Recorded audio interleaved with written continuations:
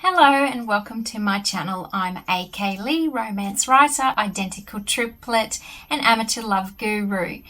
Today is video 2 in my GMCF series, which is Goal, Motivation, Conflict and Fear. And this is talking about how to develop your character as well as your plot. So last week was the goal video.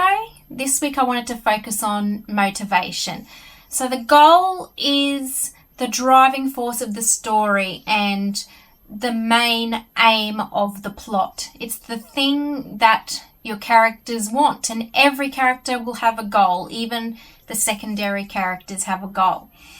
So your main character goal we figured out last week, which is their want and their need. And the motivation is the reason behind why they want those goals.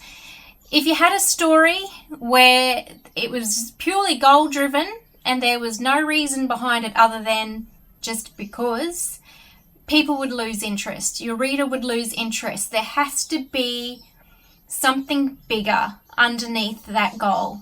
And there is always a positive and a negative. Well, for the majority of your characters, there will be a positive motivation and a negative motivation. Now, I thought I would bring in my latest novel, The $1 Million Secret, which is due out on November the 16th. And I could use this as an example for motivation. Now, my heroine is Sarah, and her goal, her goal is to become a published author. What is motivating her to do that? What is motivating her to be a published author? The answer to that is she loves writing. Now that's the positive, and it can be something as simple as that. It doesn't have to be a fancy motivation. It can be something as simple as she loves writing. It's her passion. It's something she enjoys.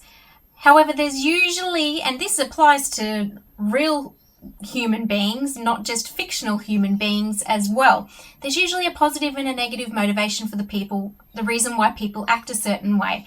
And you will deepen your story and deepen your character and the ability for readers to connect to that character if you have a positive and a negative motivation.